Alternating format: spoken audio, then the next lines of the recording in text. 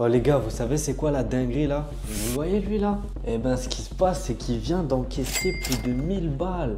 Et vous savez pourquoi il a encaissé 1000 balles? C'est simple, parce que lui là, il comprend les structures de marché. T'as vu, il a beau être aveugle, plus de dents et plus de pattes, il comprend les structures de marché et du coup il encaisse. Et toi pendant que tu es là, parce que tu ne comprends pas les bases en trading qui sont relatives aux structures de marché, tu n'es pas rentable. Mais t'inquiète, c'est ce qu'on va voir aujourd'hui dans la vidéo.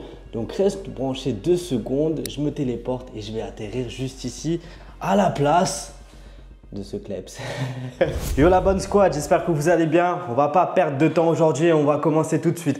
Dans cette vidéo, je vais parler de quelque chose qui a probablement fait une des plus grandes différences dans ma propre performance, mais aussi vraiment simplifié et rendu mon trading, ma stratégie trading beaucoup plus simple. Et comme vous l'avez probablement deviné de par l'intro et aussi le titre de la vidéo, il s'agit d'avoir un système mécanique pour cartographier la structure de marché. Donc aujourd'hui, on va rentrer dans les détails basiques de compréhension quant à la structure de marché parce qu'à mes yeux, c'est la chose la plus importante. Peu importe la stratégie que vous utilisez, que ce soit les concepts d'SMC, ICT, les moyennes mobiles, Fibonacci, Asian Range, les modèles harmoniques, si vous appliquez les concepts qu'on va voir aujourd'hui dans cette vidéo, eh ben, je peux vous garantir 3 choses. Vous allez certainement augmenter votre taux de réussite car si vous cartographiez votre structure de marché de la bonne manière et de manière cohérente, vous vous retrouverez souvent du bon côté du marché. Deuxième point, vous allez faire grimper en flèche votre ratio de risque-rendement moyen car vous serez capable de gérer vos trades beaucoup plus efficacement pour 2 raisons. Vous saurez où cibler et vous pourrez maintenir ces trades avec beaucoup plus de confiance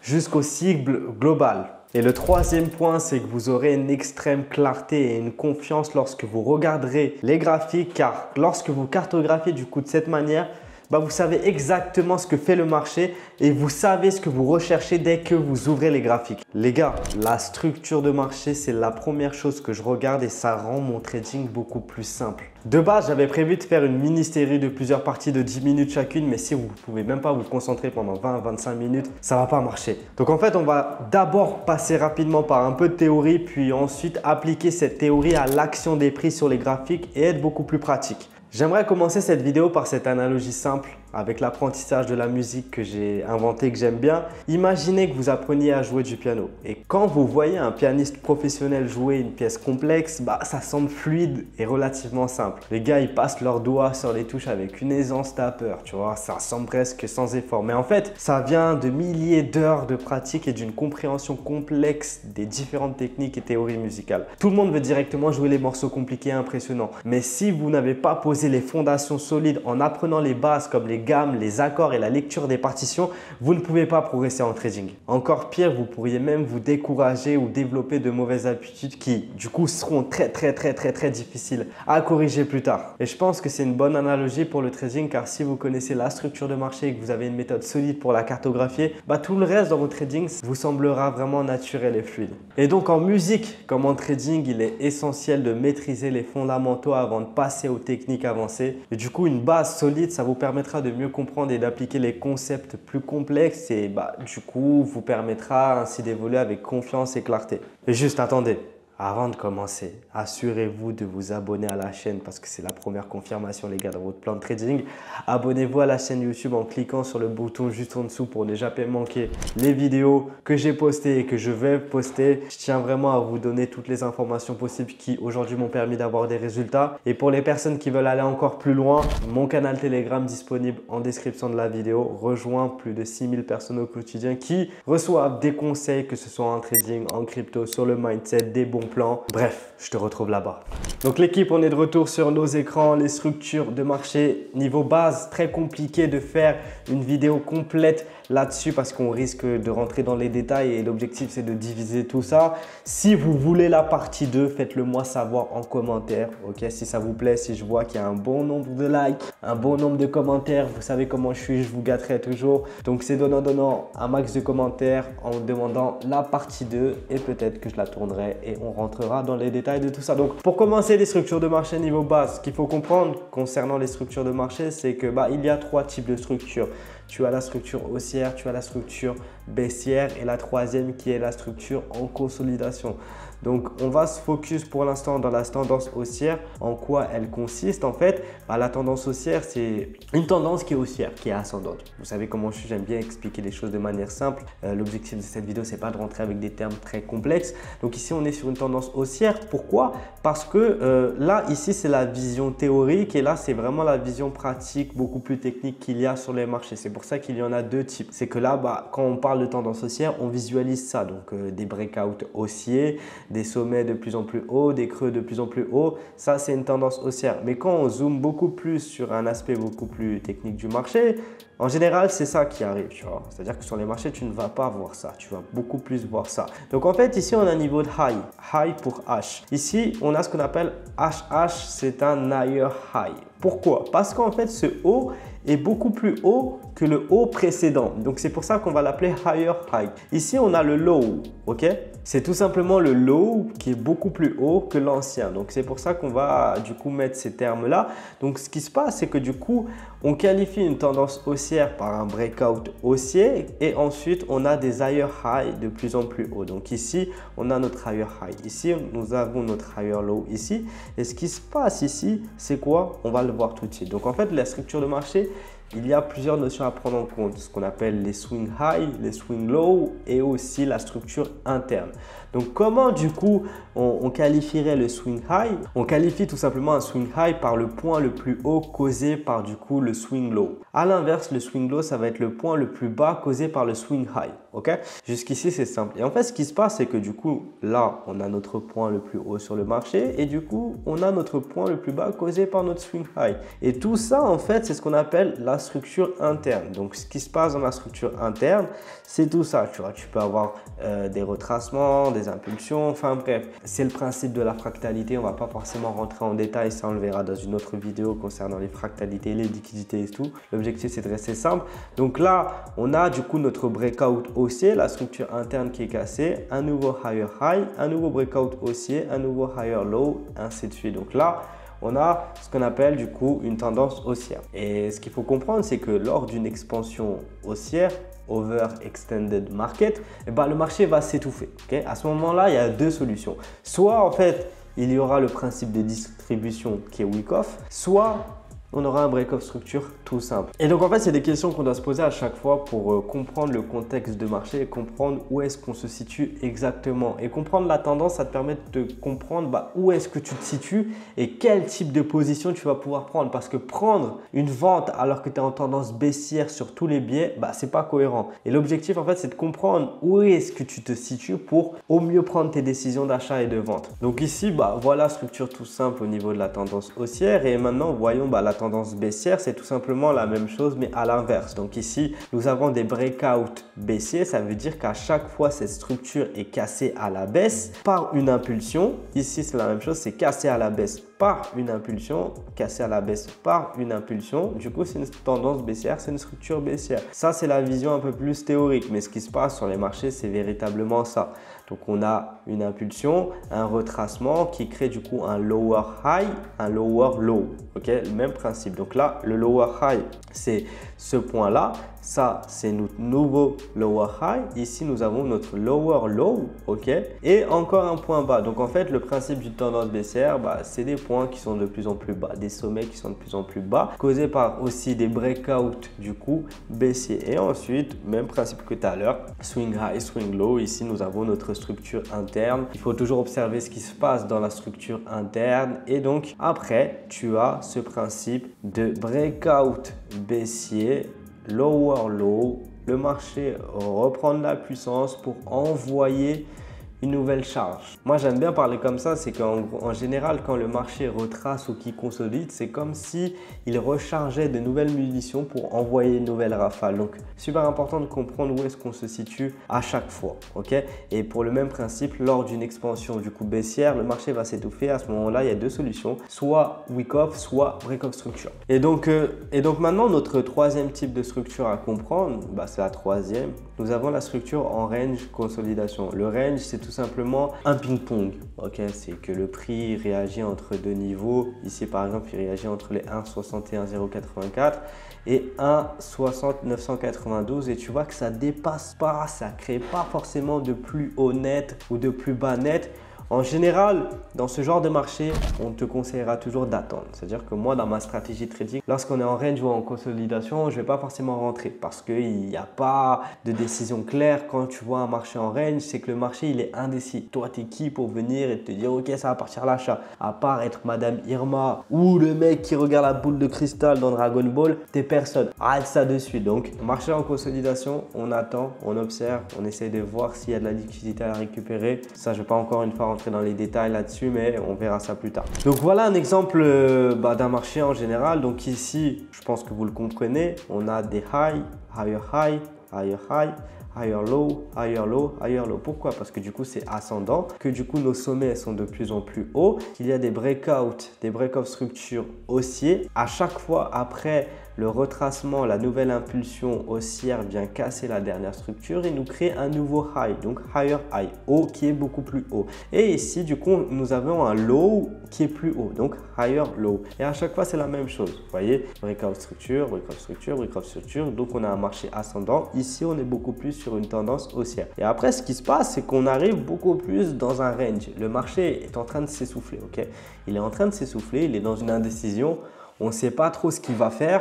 Donc, à ce niveau-là, il faut attendre. Donc là, on a notre plus haut. Là, on a notre plus bas à ce niveau-là. Ok, c'est notre low à ce niveau-là. Et donc, c'est un marché qui est en neutre, consolidation. Donc, à ce niveau-là, tu attends. Ce qui se passe, c'est qu'on voit une prise de liquidité ici. On va rentrer dans les détails dans une autre vidéo. Mais en fait, ce qui se passe, c'est que le marché fait semblant de continuer à la hausse, mais en fait, il vient créer une impulsion baissière. Et étant donné qu'on était dans une tendance haussière, on peut avoir tendance à penser que le marché va continuer, va faire une reprise et va continuer. Mais non, ce lot-là, ici, le lot qui a été ici, a été cassé. Vous voyez ou pas? Il a été cassé. Et du coup, en fait, cette impulsion a créé un changement de caractère. C'est un changement, c'est un renversement. Donc, à ce niveau-là, en fait, eh ben, on parle plus de higher low parce que du coup, ce low, il n'est pas plus haut qu'ici. Ok, il n'est pas plus haut qu'ici. Donc, c'est un lower low à ce niveau-là. Et ici, nous avons un lower high. Pourquoi? Parce que le high, il n'est plus au-dessus des derniers points. Il est en dessous.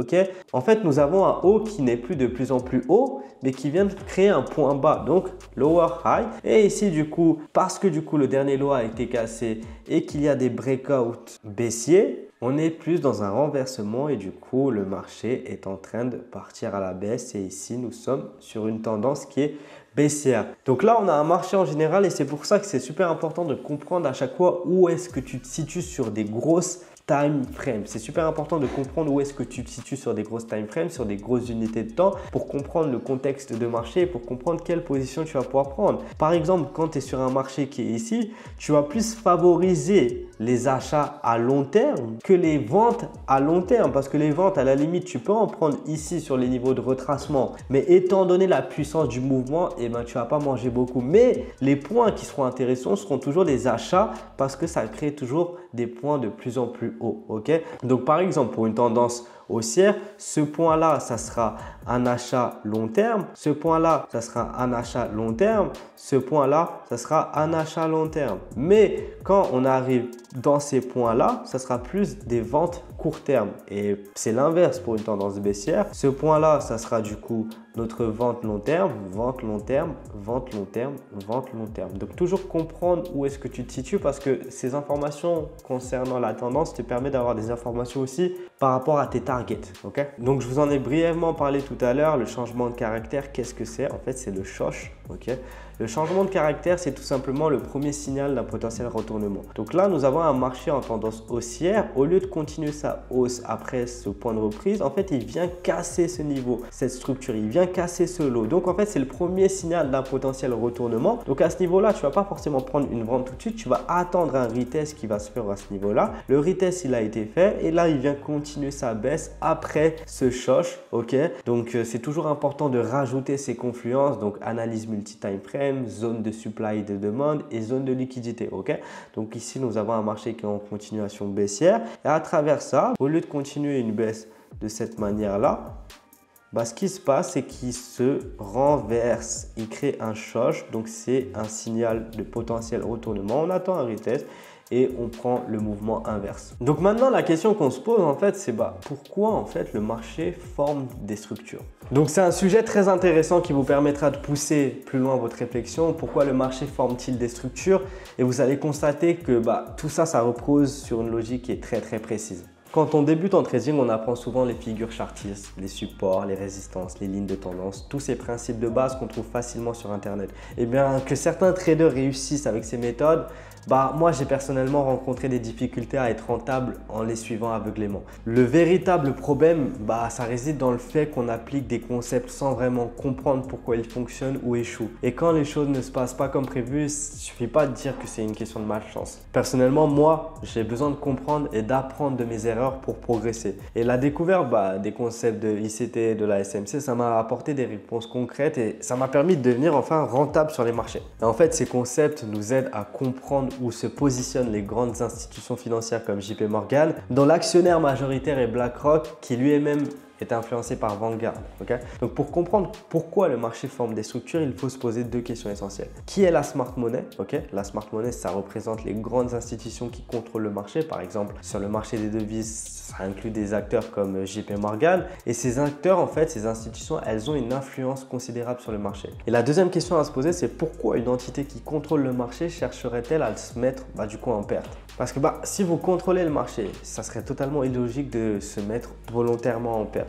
Et en comprenant cette dynamique, on peut se positionner de manière beaucoup plus stratégique en alignant vos actions avec celles des grandes institutions. Et ces deux questions, en fait, ça vous aideront à comprendre la logique derrière les structures de marché. En adoptant une approche beaucoup plus basée sur des faits et des statistiques, vous pouvez acquérir une vision beaucoup plus claire et beaucoup plus efficace dans votre trading. Et donc en fait, on va aborder ça beaucoup plus en détail, ces concepts, dans une vidéo qui est vraiment dédiée à ça. Mais en fait, ce qu'il faut comprendre, c'est que comprendre la vision qu'il y a derrière le marché, ça permet de comprendre quelles positions sont protégées, quelles positions vont être défendues et quelles positions vont être favorables. Et c'est toute la vision que j'essaye de vous transmettre à travers toutes mes vidéos. Donc la famille, là, on va se mettre directement sur les graphiques, l'aspect un peu plus pratique de la vidéo. On va chercher à comprendre sur GBP/USD les différentes tendances. Donc là, on voit qu'ici, nous avons notre point le plus haut, notre point le plus bas, qu'on est sur un marché qui est baissier. Pourquoi? Parce que nos highs ici, ils sont de plus en plus bas. C'est aussi simple que ça. Nous avons nos highs qui sont de plus en plus bas et nos lows ici, c'est la même chose.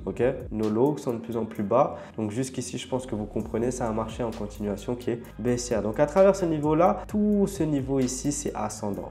Tout ce niveau-là, c'est ascendant. Mais ce qui se passe, c'est que du coup, ici, on a notre high. Et on devrait continuer normalement sur un marché qui plonge comme ça pour avoir une continuité baissière, pour avoir une continuation, baissière. Mais ce qui se passe, c'est que là, le marché vient faire un breakout ici. Donc, on est sur ce qu'on appelle un choc, un changement de caractère. Et à travers ça, nous, on a notre premier signal de retournement. Donc ici, en fait, on a notre retest sur ce niveau de breakout. Et à partir de ce niveau-là, le marché va à la hausse et du coup, crée des hauts de plus en plus hauts. On a des hauts vraiment de plus en plus hauts. Donc d'abord, on était sur un marché en continuation baissière et après, on est parti sur un marché en continuation haussière. Donc super important de comprendre à chaque fois où est-ce qu'on se situe sur le marché parce que sinon tu te perds. Je sais que sur ces niveaux-là de marché, je vais beaucoup plus favoriser les ventes et je sais que sur ces niveaux-là de marché, je vais beaucoup plus favoriser l'achat. Donc là, même principe, on va se mettre sur Eurcad, essayer de comprendre où est-ce qu'on se situe à chaque fois en daily. Super important de trouver ces structures en grosse unité de temps. Donc ici, on a notre swing high. En bas, nous avons notre swing low. Et ce qui se passe, c'est que du coup, sur l'aspect interne du marché, on voit vraiment que les points hauts sont de plus en plus bas. Ici, c'est de plus en plus bas. C'est de plus en plus bas, c'est de plus en plus bas. Ici, nos lows, du coup, ils sont de plus en plus bas. Nos lows sont de plus en plus bas. Et c'est toujours la même chose. Donc, on voit qu'en fait, notre marché, il est en continuation baissière et que arriver à ce niveau-là, plutôt que d'avoir une reprise et continuer à la baisse comme ça, ce qu'il fait, c'est qu'il vient casser cette structure, vient faire un retest sur ce niveau-là de structure après le choc et qui part pour un renversement. Et à partir de ce niveau-là, c'est un marché qui crée des hauts de plus en plus hauts, des hauts de plus en plus hauts et des bas de plus en plus hauts. Donc là, il est rentré beaucoup plus dans un marché en consolidation parce qu'en fait, il range entre deux niveaux. Donc je sais que c'est un niveau qui est assez incertain. Il faut attendre de voir ce qui se passe. Et en fait, il est en train de recharger pour tirer en fait une nouvelle rafale soit à la hausse, soit à la baisse. Donc voilà l'équipe, vous voyez que c'est tout simple, mais comprenez une chose, comprendre la structure de marché, c'est la chose la plus importante. Comprendre où est-ce que se situe tes high, tes low, c'est super important parce que ça te permet d'avoir un contexte de marché précis et de savoir quel type de position tu vas prendre. Parce que si tes targets sont de l'achat sur du long terme alors que tu es sur une tendance baissière, ça n'a pas de sens. Et aujourd'hui, il y en a plein, je parle pour les débutants, qui commettent cette erreur-là. Donc aujourd'hui, cette vidéo, elle était très basique. C'était une vidéo pour comprendre les structures de marché sur les bases, over-extended market et vraiment tous ces principes de distribution. Si vous voulez avoir la version beaucoup plus détaillée, la partie 2 de la vidéo, faites-le moi savoir en commentaire. Faites-le moi savoir en commentaire et je vais tourner cette vidéo sur la structure de marché partie 2 pour rentrer beaucoup plus en détail et performer en trading. J'espère que ça vous aura plu. N'oubliez pas de liker la vidéo si ça vous aura plu, de commenter pour la partie 2 et de vous abonner au canal Telegram pour suivre toute mon actu. On se retrouve pour une nouvelle vidéo. Prenez soin de vous. Ciao!